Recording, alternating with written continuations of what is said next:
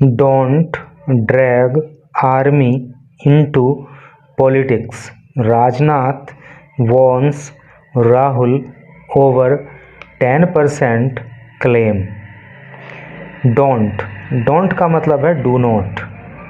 Drag का मतलब होता है खींचना या घसीटना। तो मत घसीटो आर्मी को इनटू में पॉलिटिक्स राजनीति। तो राजनीति में आर्मी को मत घसीटो। राजनाथ वॉर्न का मतलब होता है चेतावनी देना। प्रेजेंट इंडेफिनिट टेंस का यहाँ पे प्रयोग है। देखो यहाँ तक इम्परेटिव सेंटेंस था और यहाँ से आगे को प्रेजेंट इंडेफिनिट टेंस है, क्योंकि राजनाथ सब्जेक्ट हो गया और वार्न जो वर्ब होती है उसमें एस लगाया इसलिए है क्योंकि एक वचन करता है। तो राजनाथ वार्न करते हैं, राजनाथ चेतावनी देते हैं राहुल को ओवर को लेकर के 10% क्लेम 10% क्लेम के बारे में। क्लेम का मतलब दावा। तो कहने का मतलब यह है कि 10% क्लेम की बात को लेकर के राजनाथ राहुल को चेतावनी देते हैं कि आर्मी को राजनीति में मत घसीटो। एक ये फोटो राजनाथ सिंह की दी हुई है और he is also addressing A rally. वो भी किसी रैली को संबोधित कर रहे हैं। और जो नीचे लिखा है उसको एक बार पढ़ते हैं। लिखा है राजनाथ सिंह, जो राजनाथ सिंह हैं एट पर या में एन एक इलेक्शन रैली। तो राजनाथ सिंह एक इलेक्शन रैली में। देखो एन का मतलब भी एक होता है और ए का मतलब भी एक होता है। तो यहाँ पे एक की अंग्रेजी ए क्यों नहीं लिखी गई? इसलिए नहीं लिखी गई क्योंकि नियम ये होता है कि जब किसी नाउन का पहला लेटर, ये नाउन है इलेक्शन, इसका पहला लेटर है ई, तो जब किसी नाउन का पहला letter A E I O you in 5 अक्षरों में से किसी एक से शुरू होता है तो वहाँ पे एक की अंग्रेजी एन लिखी जाती है, ना कि ए लिखी जाती है। ठीक है, इसके बाद जो बचते हैं जितने भी किस, तो उनके साथ जो है ए आता है एक के लिए। Rajnath Singh at an election rally.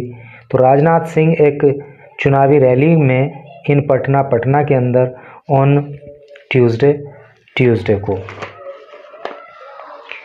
अब इधर आ जाइए मेन न्यूज पे। यहाँ लिखा है डिफेंस मिनिस्टर राजनाथ सिंह। जो डिफेंस मिनिस्टर हैं, जो रक्षा मंत्री हैं, नाम है राजनाथ सिंह। वार्न का मतलब चेतावनी देना। उन्होंने चेतावनी दी लोकसभा LOP, लोकसभा के अंदर जो LOP हैं। LOP की फुल फॉर्म होती है लीडर ऑफ अपोजिशन, हिंदी में कहते हैं नेता प्रतिपक्ष, राहुल गांधी। तो उन्होंने लोकसभा के अंदर नेता प्रतिपक्ष राहुल गांधी को चेतावनी दी वेंसडे को। क्या चेतावनी दी? अगेंस्ट विरुद्ध ड्रैगिंग घसीटने के द आर्मी को इनटू पॉलिटिक्स राजनीति में। यानी कि वो जो राजनीति में आर्मी को घसीट रहे हैं, तो इसके खिलाफ राजनाथ सिंह ने उनको चेतावनी दी। Dismissing his claim. डिसमिस का मतलब होता है खारिज करना, और राजनाथ सिंह ने खारिज कर दिया हिज क्लेम्स, उनके दावे को, दैट की 10% of the countries population. Rahul का दावा क्या था कि 10% ऑफ द कंट्रीज पॉपुलेशन, के देश की जो जनता है उसका सिर्फ 10% कंट्रोल्स नियंत्रित करता है द आर्म्ड फोर्सेस, सशस्त्र सेनाओं को। यानी कि देश के अंदर जितनी भी जनसंख्या है उसमें से 10% लोगों का ही कंट्रोल है आर्म्ड फोर्सेस, सशस्त्र सेनाओं के ऊपर, ब्यूरोक्रेसी, नौकरशाही के ऊपर, एंड जुडिशरी, और न्यायिक व्यवस्था के ऊपर। एज ए लूडिक्रस, और ये लूडिक्रस स्टेटमेंट है। लूडिक्रस का मतलब होता है ऊट पटांग।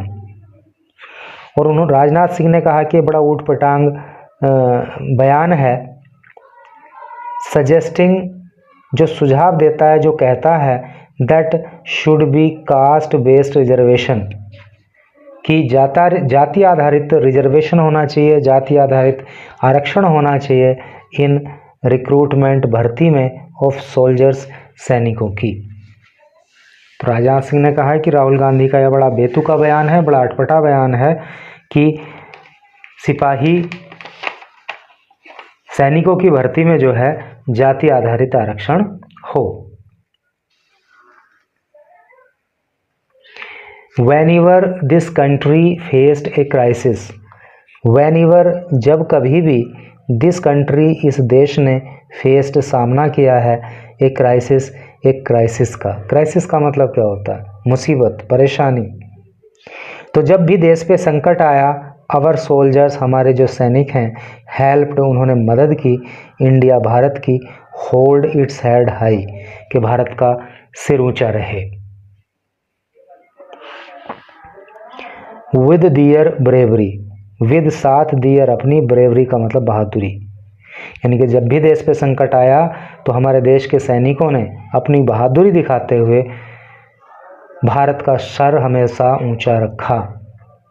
They have only one religion, they, way, have, रखते हैं, ओनली, केवल, वन, एक, रिलीजन, धर्म, और सैनिकों का सिर्फ एक धर्म है, और वो कौन सा धर्म है?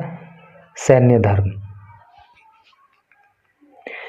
We do not want to discriminate within the army. We, हम, do not, नहीं, want, चाहते। ट्रांसलेशन के हिसाब से बात करें तो यहाँ पे प्रेजेंट इंडेफिनिट टेंस का ये सेंटेंस है, क्योंकि वी सब्जेक्ट हो गया है डू नॉट। देखो हेल्पिंग वर्ब डू या डज यहाँ पे आती है, नोट हो गया, नोट लग गया तो नेगेटिव हो गया। तो वी डू नॉट वॉन्ट, हम नहीं चाहते, टू डिस्क्रिमिनेट, भेदभाव करना, with in, beach, the army, army के, बेस्ड ऑन, जो आधारित हो, ऑन कास्ट, जाति पर, सेक्ट, समुदाय पर, और रिलीजन, धर्म पर। ही सैड इन बंका, ही, उन्होंने, सैड, कहा, इन बंका, बंका में, one of his campaign stops in Bihar, one of his campaign stop. Campaign का मतलब होता है चुनावी अभियान, चुनावी मुहिम। स्टॉप यानी कि आप एक केंद्र कह सकते हो, डेस्टिनेशन कह सकते हो, इन बिहार, बिहार के अंदर, यानी कि जहाँ जहाँ पे उन्हें अपना राजनीतिक भाषण करना है, कोई रैली करनी है, कोई सभा, जनसभा करनी है, तो उन्हीं में से एक स्टॉप उनका जो है कहाँ रहा? बंका में रहा। और बंका के अंदर जो है उन्होंने ये बात कही कि आर्मी को जाति के आधार पर, सेक्ट के आधार पर या रिलीजन के आधार पर हम भेदभाव नहीं कर सकते। The defence minister said, defence minister ने अर्थात रक्षा मंत्री ने सेड कहा। सेकंड, से की सेकंड फॉर्म सेड होती है, और सेकंड फॉर्म हमेशा पास्ट इंडेफिनिट टेंस में प्रयोग होती है। द डिफेंस मिनिस्टर सेड, क्या कहा उन्होंने? NDA was all for reservation, too all for reservation. देखो एनडीए का क्या मतलब है? एनडीए की फुल फॉर्म होती है नेशनल डेमोक्रेटिक अलायंस, हिंदी में कहते हैं राष्ट्रीय जनतांत्रिक गठबंधन। और यह है क्या? ये बहुत सारी पॉलिटिकल पार्टीज़ का एक गठबंधन है, और इसमें जो प्रमुख पार्टी है वो है बीजेपी। तो राजनाथ सिंह जो डिफेंस मिनिस्टर हैं उन्होंने कहा कि NDA was all about reservation, कि एनडीए रिजर्वेशन को तो मानती है, टू एंश्योर, सुनिश्चित करने के लिए, सोशल इक्विटी, सोशल इक्विटी यानी कि समाज में समरूपता रहे, उसके लिए रिजर्वेशन के तो पक्ष में है।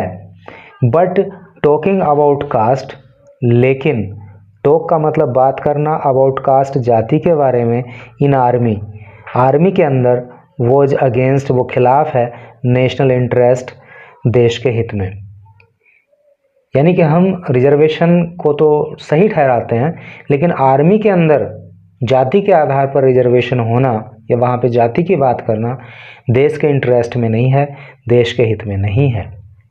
पॉलिटिक्स ऑफ कास्ट, जो पॉलिटिक्स है, जो राजनीति है ऑफ कास्ट, जाति की, सेक्ट समुदाय की, एंड रिलीजन और धर्म की, हैज़ ऑलरेडी कॉज्ड, उसने, देखो हैज़ तो है यहाँ पे हेल्पिंग वर्ब, ऑलरेडी का मतलब होता है पहले से ही, कॉज का मतलब होता है पैदा करना।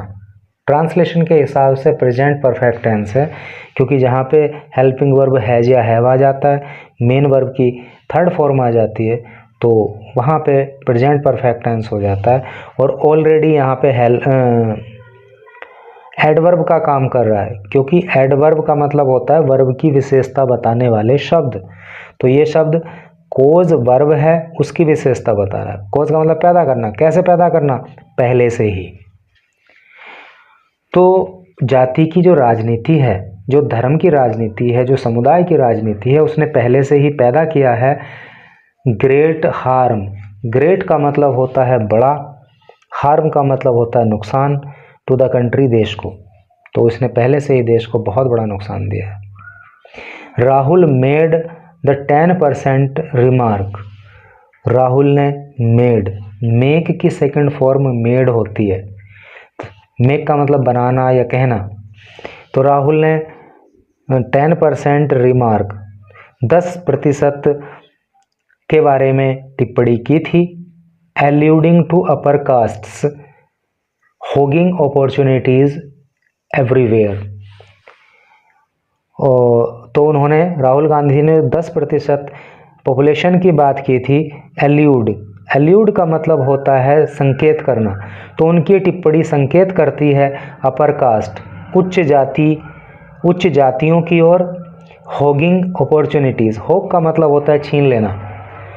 तो उनकी टिप्पणी ऊंची जाति के लोगों की तरफ संकेत करती है और ये कहती है कि ऊंची जाति के लोगों ने होग कर लिया, छीन लिया है अपॉर्चुनिटीज़, अवसरों को, एवरीवेयर, हर जगह पे।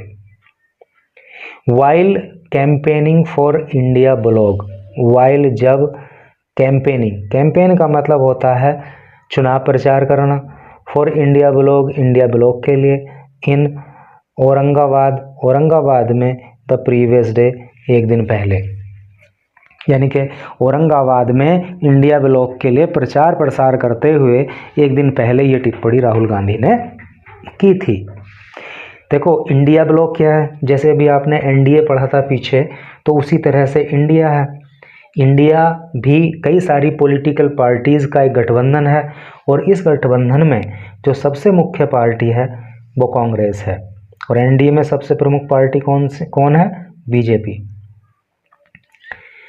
राजनाथ सेड, राजनाथ ने कहा, that the Congress MP was in the habit of making baseless allegations. क्या कहा राजनाथ ने, दैट की द कांग्रेस एमपी, कि ये जो कांग्रेस के एमपी हैं, एमपी का मतलब मेंबर ऑफ पार्लियामेंट, हिंदी में बोलते हैं सांसद।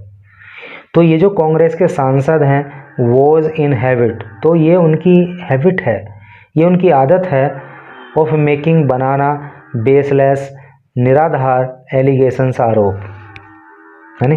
तो उनकी आदत है कि वो निराधार आरोप लगाते हैं अगेंस्ट कॉन्स्टिट्यूशनल इंस्टीट्यूशंस, अगेंस्ट, विरुद्ध, कॉन्स्टिट्यूशनल, संस्थागत, इंस्टीट्यूशन, संस्थाएं। कॉन्स्टिट्यूशनल मतलब संवैधानिक।